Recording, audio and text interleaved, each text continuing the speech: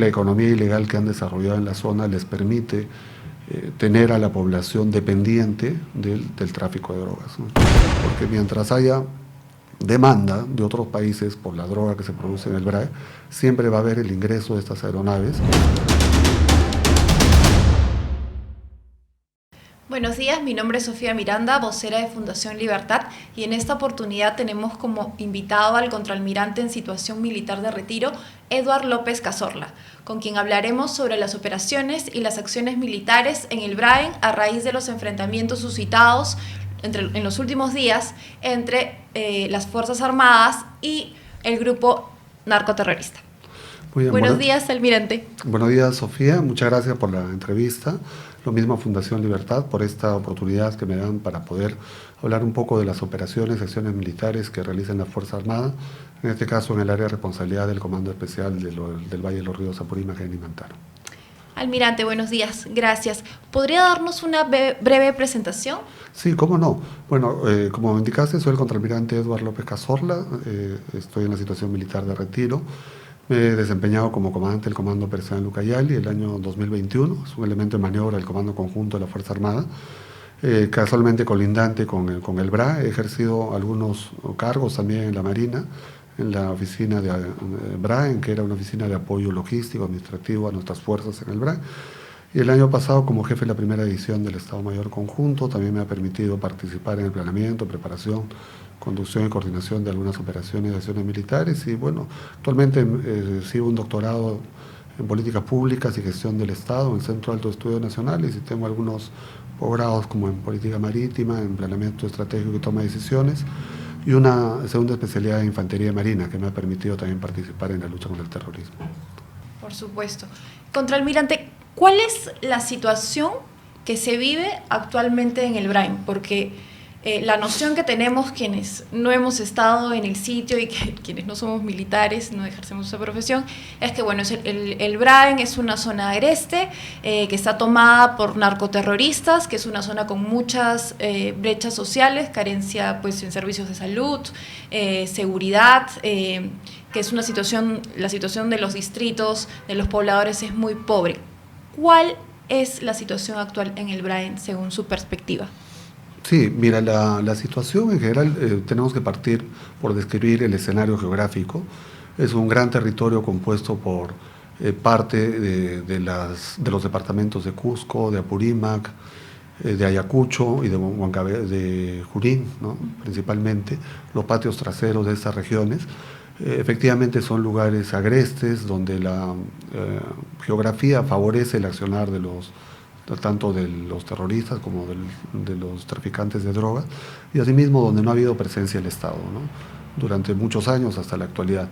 Efectivamente, la población es mayoritariamente pobre, más como el 60% es pobre, el 30% está en extrema pobreza, digamos que solo 10% de la población puede estar en mejores condiciones de vida.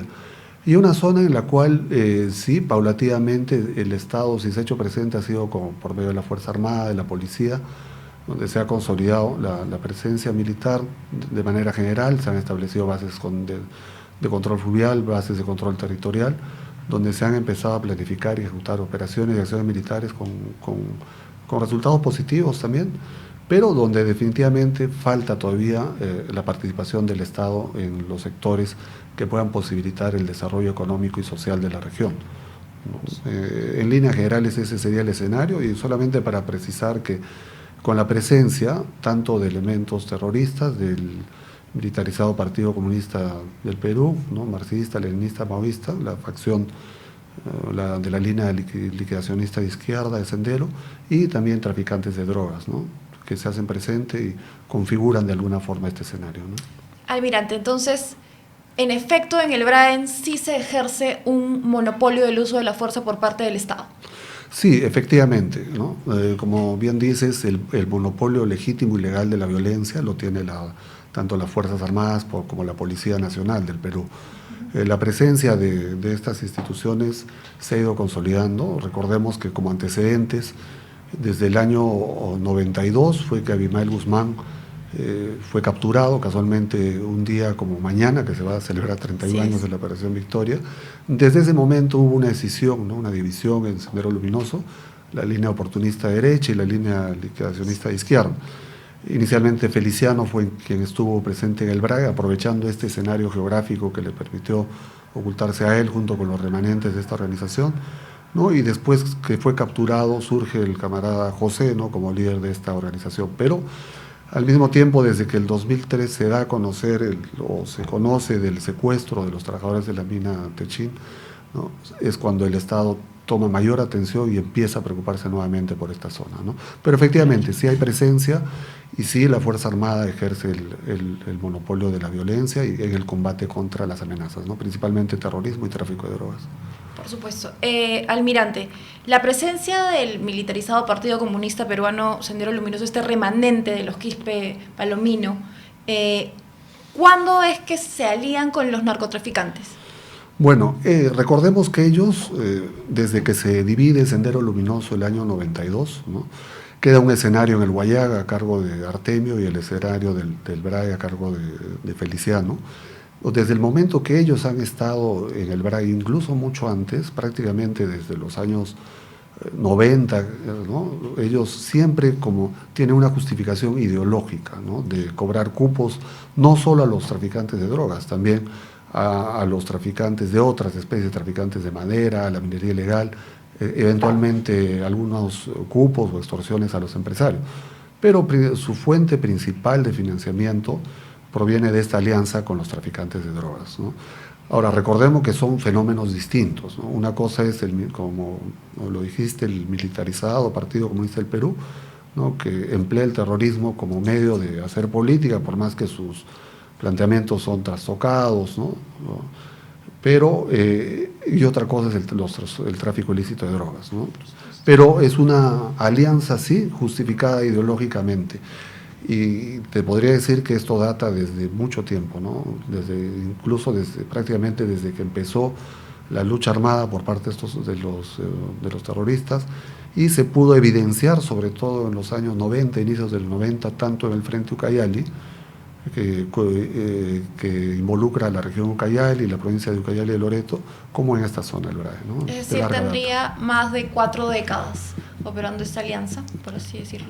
Sí, yo diría que por lo menos 3 décadas, ¿no? Sí, es un tiempo que es una alianza, es algo fáctico, es un hecho que se ha dado y es lo que les permite subsistir a esta organización, claro, ¿no?, considerando que el poder del narcotráfico es muy grande, ¿no?, y la economía ilegal que han desarrollado en la zona les permite tener a la población dependiente del tráfico de drogas, ¿no? Que despliega también todo otros tipos de delitos, ¿verdad? Trata de personas, prostitución, etcétera, etcétera. Efectivamente, siempre una economía ilegal como la que hay en el BRAE, podríamos mencionar otras como la de Madre de Dios o Putumayo, siempre la población va a ser la víctima principal y va a depender de este modus vivendi, ¿no?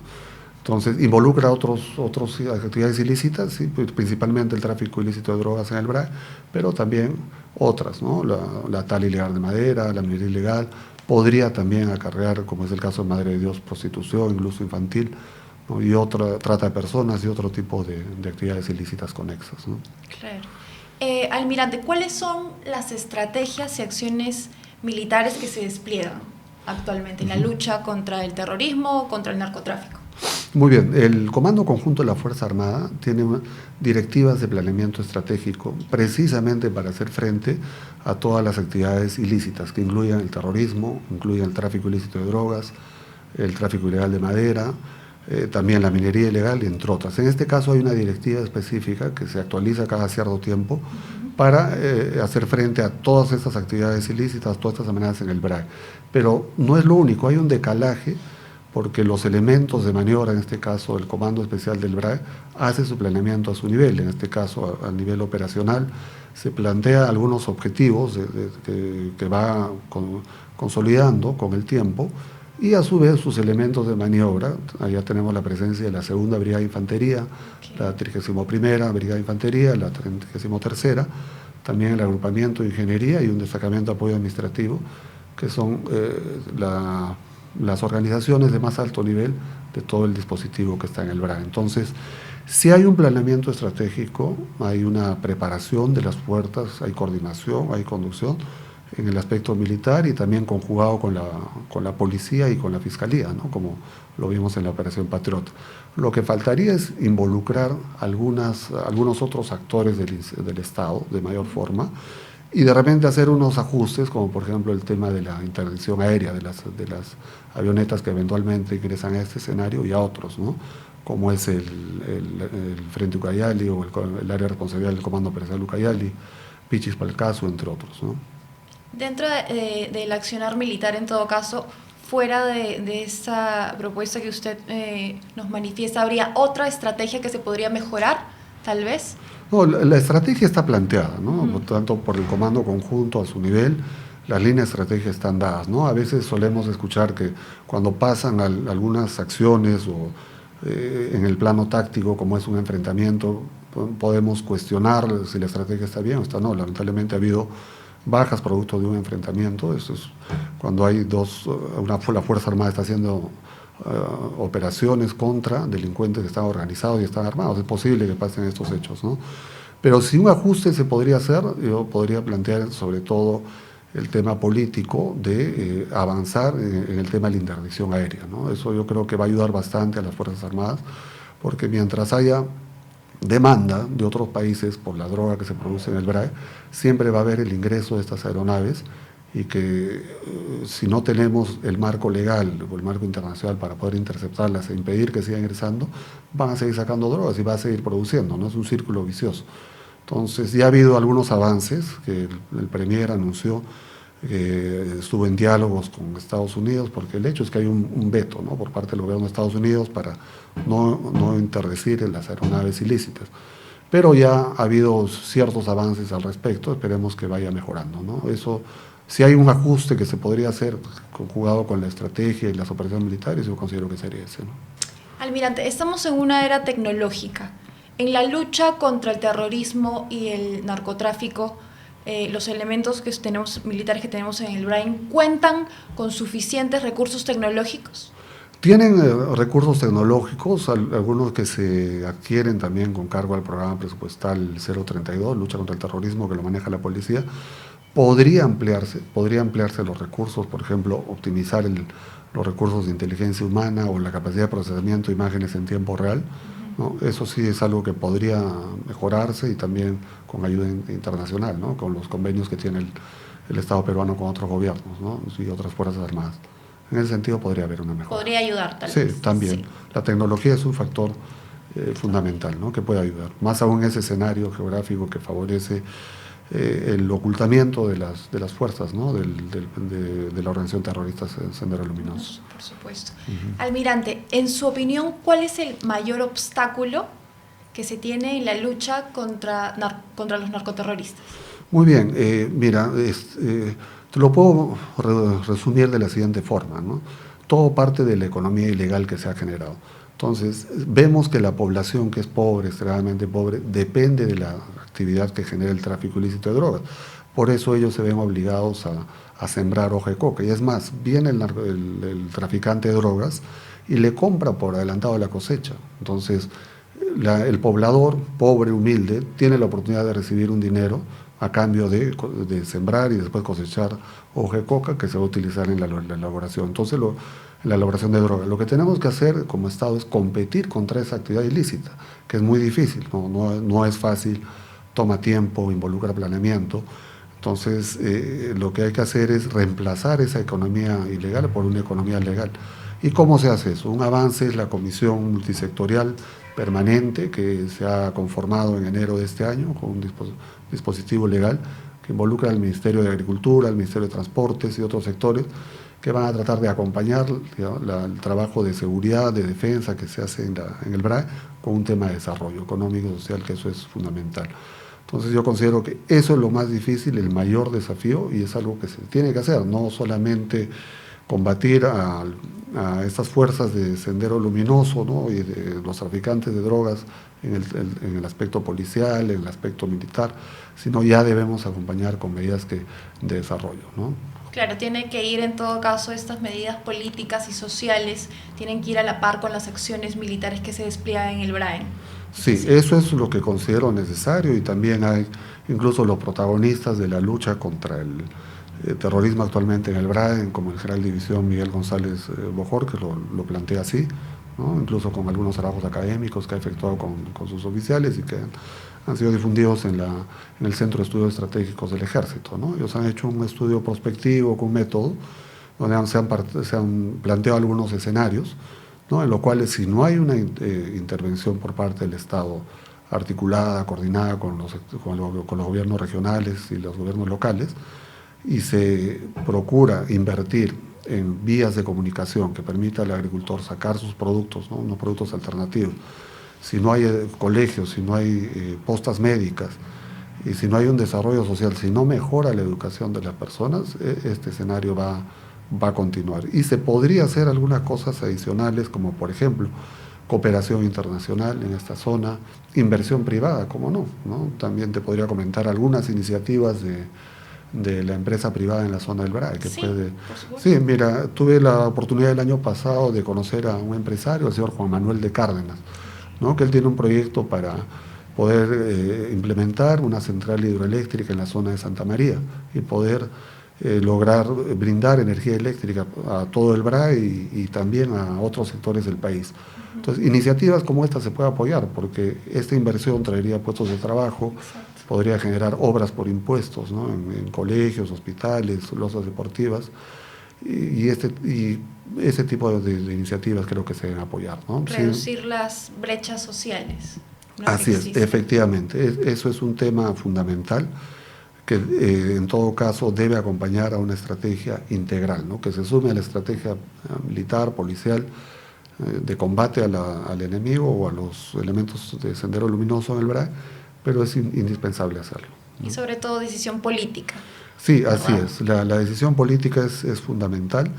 Al menos esta comisión que se ha conformado, veremos cómo funciona. Yo creo que se pueden evaluar los avances en un tiempo.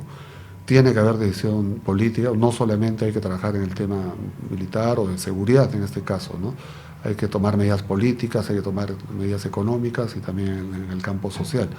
Y esto se hace con una estrategia integral, ¿no? Entonces, que es lo que va a permitir conseguir mejores resultados, ¿no? Conforme se vaya pacificando, se debe dar con las condiciones a la población para que dejen las actividades ilícitas, ofreciéndoles otras concretas a cambio, ¿no?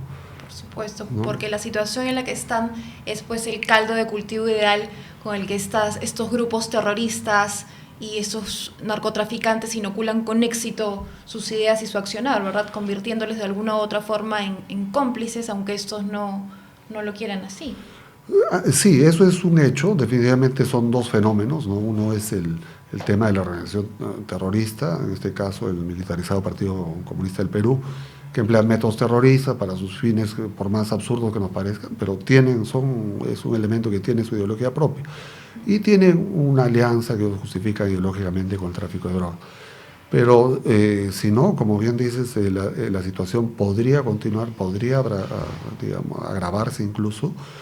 Y a pesar de eso, por ejemplo, las Fuerzas Armadas, más allá de las operaciones militares, hacen otro tipo de acciones militares, ¿no? Las acciones militares no están, digamos, encuadradas dentro de los objetivos, como una operación militar que tiene objetivos, que te enfrenta a un grupo armado.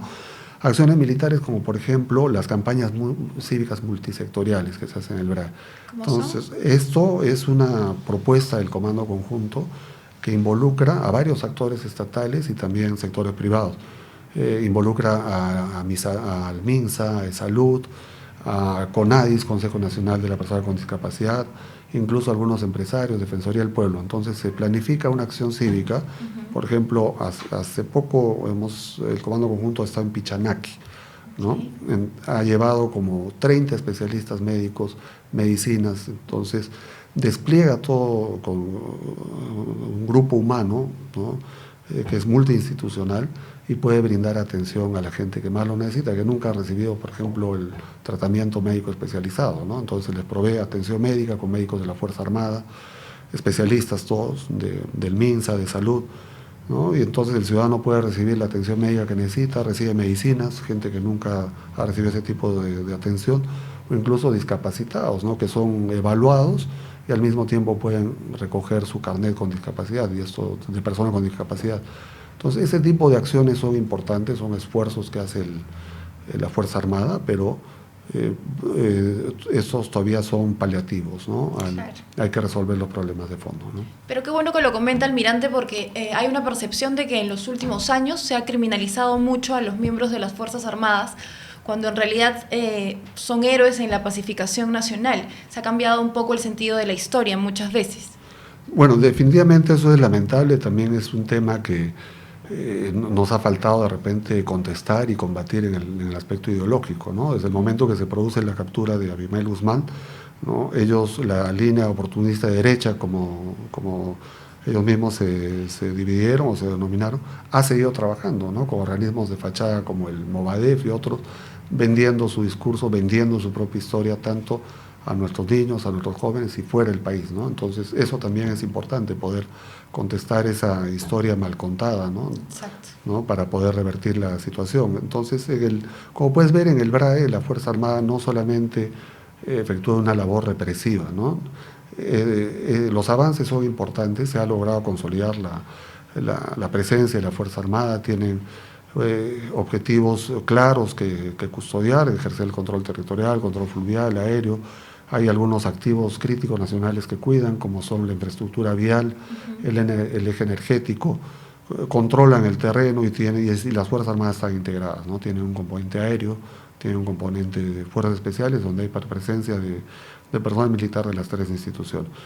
Eso es importante porque hasta el momento es la presencia más efectiva del Estado en esta zona tan olvidada del país y no debemos descuidarla, ¿no? Por supuesto. El día que descuidemos y digamos, no, ya retiramos la base, retiramos las fuerzas, podríamos agravar la situación, ¿no? Así es.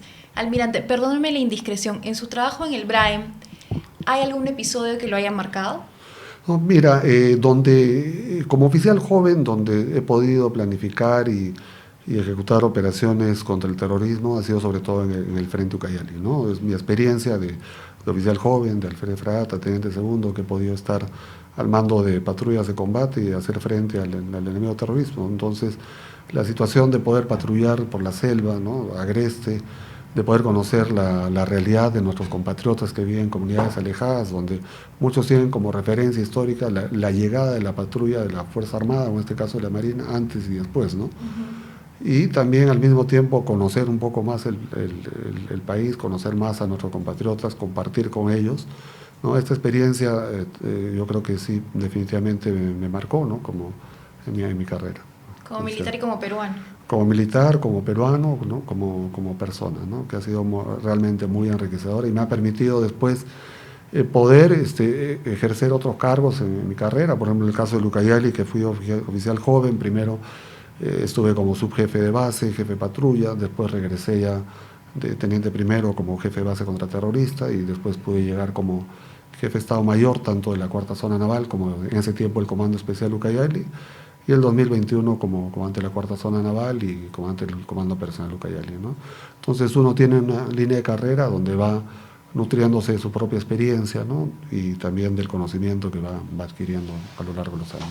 Por supuesto. Almirante, ¿y existe optimismo entre los miembros de las Fuerzas Armadas en lo que respecta a la lucha contra el terrorismo y el narcotráfico? ¿Cómo ve la situación usted? Sí, mira, en las Fuerzas Armadas si algo las caracteriza es la moral de sus integrantes, ¿no? Es un aspecto que desde que uno ingresa a cualquier centro de formación se refuerza porque es importantísimo, ¿no? Trabajar una elevada moral, alto espíritu de cuerpo, moral combativa, espíritu de lucha, sobre todo perseverancia, ¿no? Mucha fortaleza física y moral. Entonces, es algo que caracteriza a la Fuerza Armada, es una fortaleza que tienen que precisamente permite hacer frente a situaciones diversas, ¿no? Y complejas, ¿no? Por ejemplo, tuvimos el fenómeno del Niño Costero en 2017, tuvimos el año pasado el apoyo de la Fuerza Armada, de la policía en todo lo que fue las protestas estas provocadas, ¿no? El tema del combate contra el terrorismo. Entonces, en la Fuerza Armada sí hay una elevada moral, hay optimismo, hay esperanza, y también el personal recibe una capacitación, ¿no? De acuerdo a su grado, a su especialidad, que le permite desempeñar sus funciones en forma profesional en el BRAE. Entonces, por ese lado sí está asegurado, digamos, el espíritu de lucha, la moral combativa de la Fuerza Armada, que es fundamental, ¿no? Fundamental como en toda guerra, en todo enfrentamiento, en este caso el combate contra el terrorismo, la moral de la Fuerza Armada jamás va a decaer, ¿no? Qué bueno, entiendo. Comentábamos entre cámaras con el almirante que él es de la promoción de 1992 de la Escuela Naval y que justo en ese año es que se logra capturar al líder terrorista Abimael Guzmán.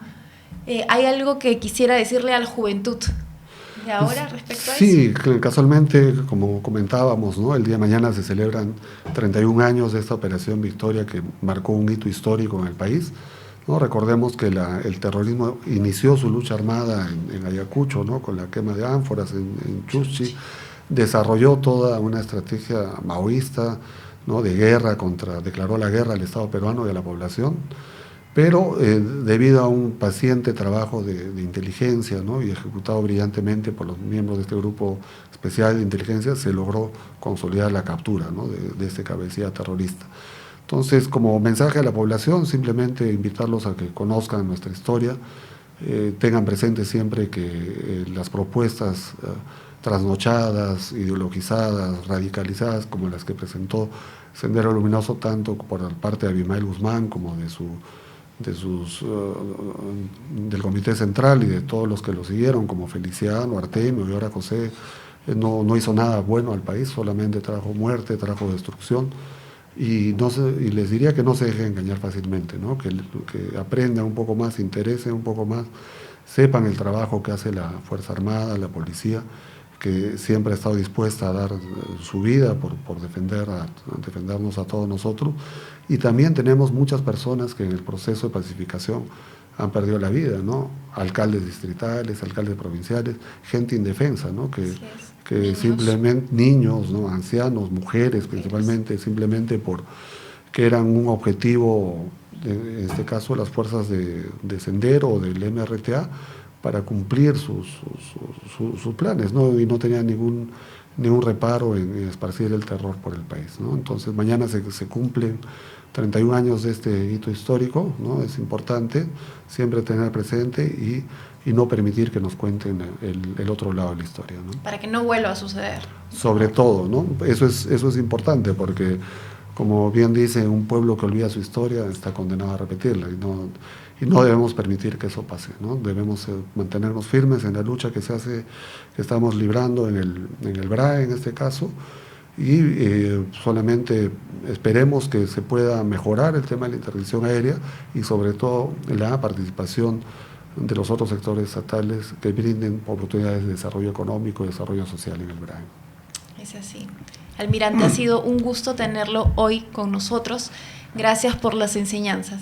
No, muchísimas gracias a ti, muchas gracias a la Fundación Libertad por la oportunidad de poder hablar sobre las operaciones y acciones en el BRAE de manera general, ¿no? Y la verdad me quedo muy complacido con la entrevista. Muchas gracias. Muchas gracias. Gracias a todos.